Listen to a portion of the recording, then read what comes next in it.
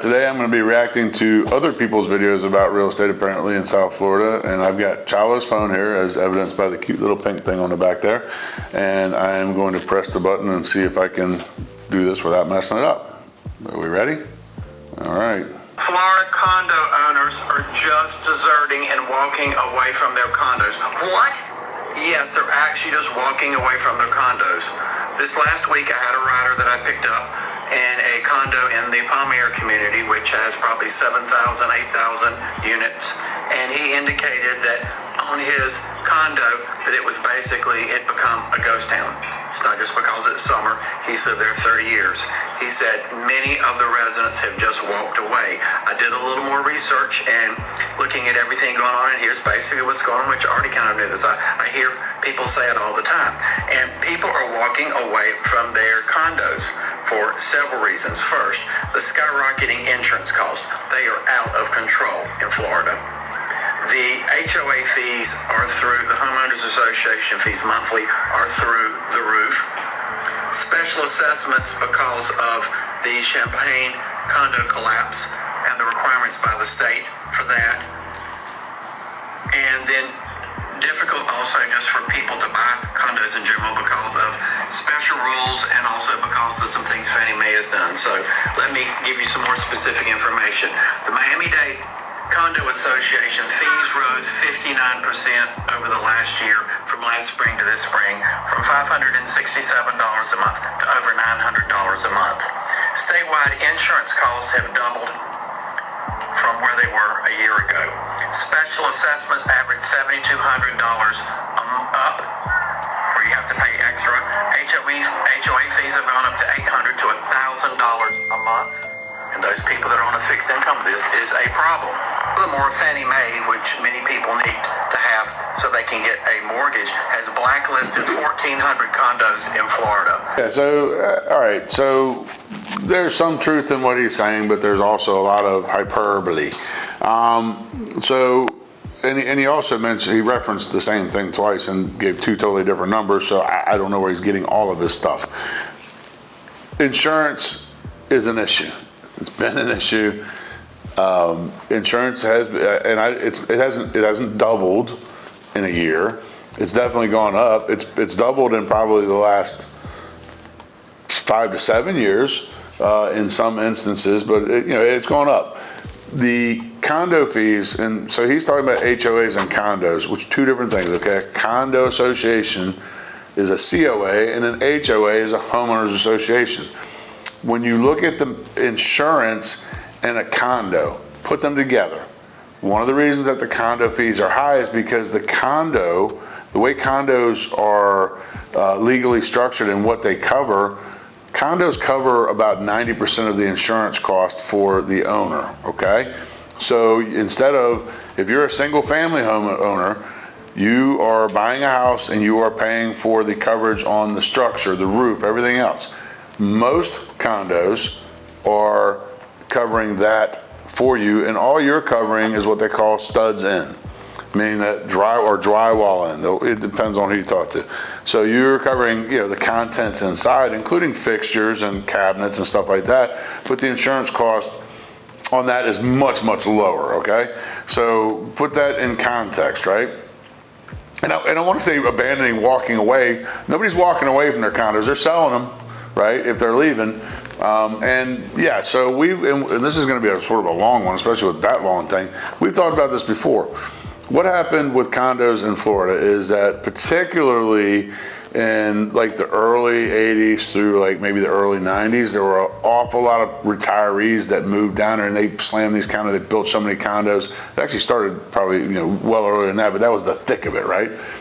And they were retirees. They were on a fixed income, and they didn't want to pay high association fees, and they didn't want to pay future cost of upkeep, right? So there's a lot of condos that were not managed well that the buyers came down and bought, and they paid $200 a month until they decided to sell. And the majority of those buyers, guess when they started to sell? Unfortunately, a lot of it was the kids selling it then, right?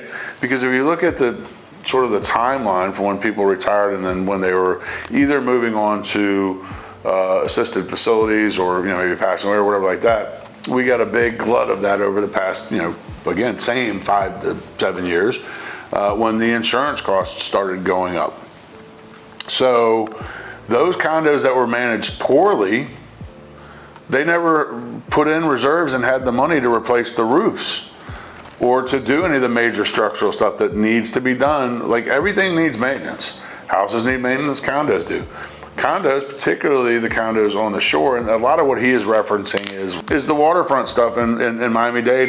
Particularly, he's talking about Miami-Dade, but if you're on the water, okay, any property that's on the water, just like when you go to the beach, guess what happens? You get sand blasted and salt blasted all day long. That's like, over time, sandpapering with really rough sandpaper, the surface of the building and the roof and everything else, and salt water corrodes, and there's a ton of different things. And we got spalling, we got, so the maintenance issues that have to occur, that, if those buyers, and realize the buyer, so the condo association, it's not some nefarious, just, Dr. Evil that pushes a button. It's a group of owners that got elected by their other owners to make these decisions. And they decided, no, we don't want to pay for it, right? And if they'd have paid $300 instead of $200, or maybe even less than that, then when it came time to do all that stuff, there would be money there to do it, but they didn't, right? So 20, 25 years later, 30 years later, time to pay the piper, time to put a brand new roof on. That roof for that entire condo complex is going to cost $5 million. And you got about $3 million in the bank to do it because you didn't. That's what happened. Now, realize also there's condos associations that were managed well that don't have that problem at all. Okay, so there's a huge variety. You can't take Palm Air maybe, and I don't know Palm Air intimately, so I'm not going to comment on that at all. But you can't take one neighborhood and make a whole opinion on it. Okay, the neighborhoods that are paying the piper right now, yeah, it's a big cost, okay?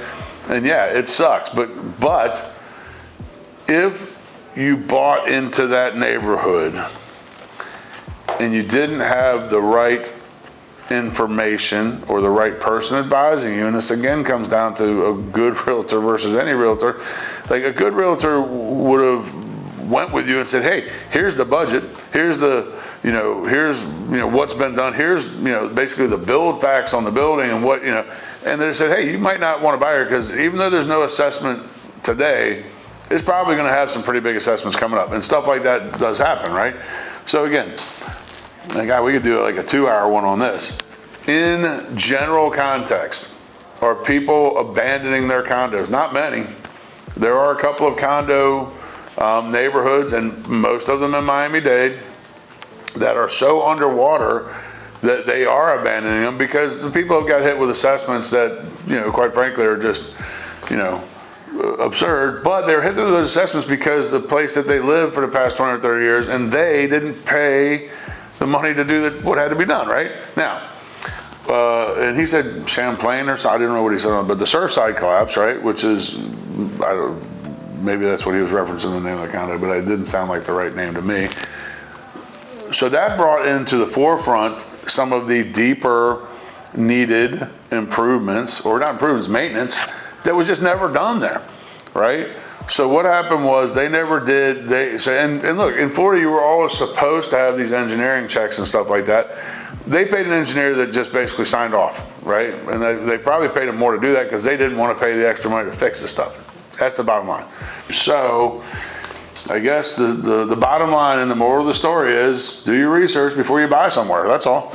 And you can get a great deal on a condo in a really great location that has a high assessment, and understand that eventually that assessment's going to, plan out. Like a lot of times, instead of doing a one-time assessment, the condo said, you know what, we're going to raise it to like 700 until we get our reserves done instead of a one-time assessment. And then we're going to drop our assessment back to a reasonable level, $500 after we have enough reserves. And so that, that's just too much. Now, FHA, let's talk about that too. FHA is blacklisted, whatever.